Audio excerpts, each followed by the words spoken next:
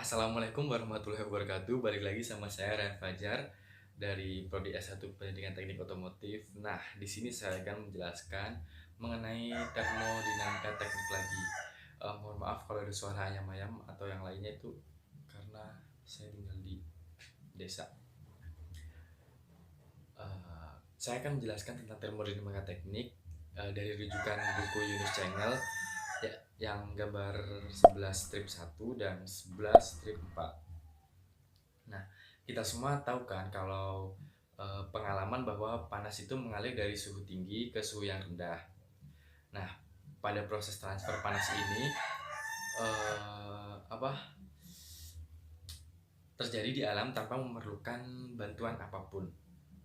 Namun proses sebaliknya, yaitu proses panas mengalir dari suhu rendah ke suhu tinggi itu memerlukan bantuan perangkat.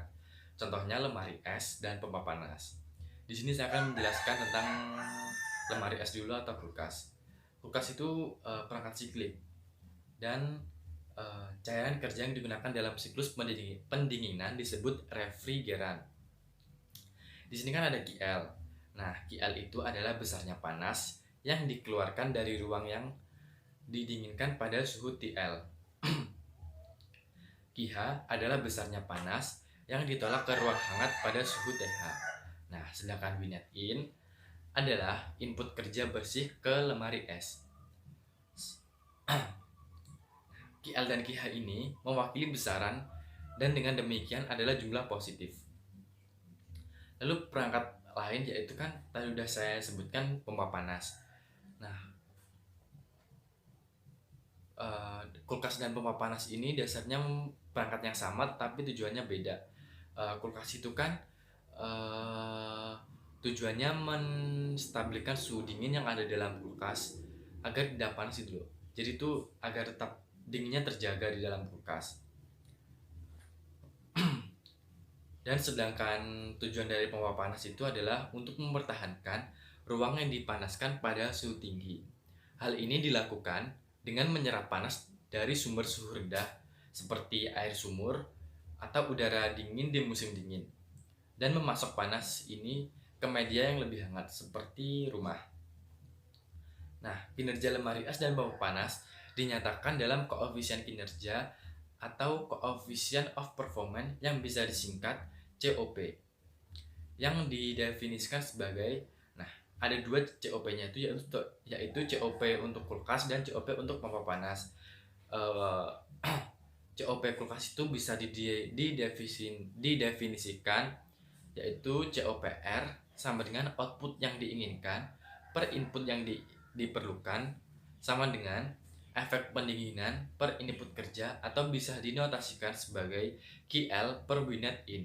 Nah, untuk COP-nya COP-nya pompa panas itu bisa didefinisikan sebagai COP-HP.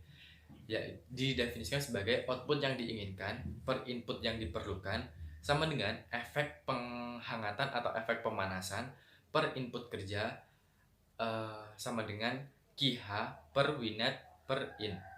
WNet in maksudnya. Nah, relasi ini juga dapat dinyatakan dalam bentuk kurs dengan mengganti jumlah QL, QH, dan WNet masing-masing dengan Q kali L, Q kali H, dan W kali in. Nah, perhatikan bahwa baik COPR dan COPHP itu bisa lebih besar dari 1. Perbandingan persamaannya mengungkapkan bahwa untuk nilai tetap QL dan QH, hubungan ini menyiratkan bahwa COPHP itu 1 karena COPR adalah kuantitas positif. Maksudnya, pompa panas berfungsi paling buruk sebagai pemanas resistansi, menyuplai energi sebanyak yang dikonsumsi oleh rumah. Namun pada kenyataannya, sebagian QH hilang ke udara luar melalui perpipaan dan perangkat lain, dan COPHP dapat turun di bawah 1 kesatuan ketika suhu udara luar terlalu rendah. Ketika hal ini terjadi, sistem biasanya beralih ke bahan bakar seperti gas alam, propana, oli, dan lain-lain atau metode pemanas tahanan. Nah, saya akan melanjutkan penjelasan tentang gambar 11-4. Banyak ketidaksamaan yang terkait dengan siklus Carnot. Terbalik dapat dihilangkan dengan cara mengungkapkan refrigeran sepenuhnya sebelum dikompresi dan dengan mengganti turbin dengan alat pelambat. Nah, alat pelambatnya ini seperti katup ekspansi atau tabung kapiler. Siklus yang dihasilkan disebut siklus pendinginan kompresi uap yang ideal dan ditunjukkan secara skematis pada diagram T-S pada gambar 11-3. Nanti dijelaskan oleh mahasiswa lain. Siklus pendinginan kompresi uap adalah siklus yang paling banyak digunakan untuk lemari es, sistem pendingin udara, dan pompa panas. Nah, siklus pendingin ini memiliki 4 proses. Proses yang pertama yaitu kompresi isentropik dalam kompresor. Yang kedua, penolakan panas tekanan konstan di kondensor. Yang ketiga, mencekik dan dalam perangkat ekspansi. Dan yang terakhir, penyerapan panas bertekanan konstan dalam evaporator. Dalam siklus pendinginan kompresi uap yang ideal, refrigeran memasuki kompresor pada keadaan satu sebagai uap jenuh dan dikompres secara isentropis ke tekanan kondensor.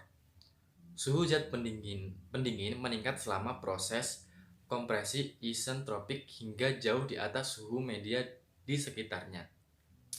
Refrigeran kemudian memasuki kondensor sebagai uap super panas pada kondisi 2 dan meninggalkan cairan jenuh pada kondisi 3 sebagai hasil dari penolakan panas terhadap lingkungan. Suhu zat pendingin pada kondisi ini masih di atas suhu lingkungan. Refrigeran cair jenuh pada kondisi 3 didorong ke tekanan evaporator dengan melewatkannya melalui katup ekspansi atau tabung kapiler. Suhu zat pendingin turun di bawah suhu ruang pendingin. Selama proses ini, refrigeran memasuki evaporator pada keadaan 4 sebagai campuran jenuh berkualitas rendah dan sepenuhnya menguap dengan menyerap panas dari ruang pendinginan. Refrigeran meninggalkan evaporator sebagai uap jenuh dan memasukkan kembali ke kompresor menyelesaikan siklus. Nah, di gambar ini kan itu kulkas rumah tangga. Jadi tabung di kompartemen freezer tempat panas diserap oleh refrigeran berfungsi sebagai evaporator. Kumparan di belakang kulkas tempat panas dibuang ke udara dapur berfungsi sebagai kondensor. Seperti gambar di sini ya. Perlu diingat bahwa area di bawah kurva proses pada diagram TS di gambar 11-3 tadi mewakili perpindahan panas untuk proses yang dapat dibalik secara internal. Area di bawah kurva proses 4-1 mewakili panas yang diserap oleh refrigeran dalam evaporator. Dan area di bawah kurva proses 2-3 mewakili panas yang ditolak dalam kondensor. Aturan praktisnya adalah bahwa COP meningkat 2-4% untuk setiap 8 derajat Celcius. Suhu penguapan dinaikkan atau suhu kondensasi diturunkan.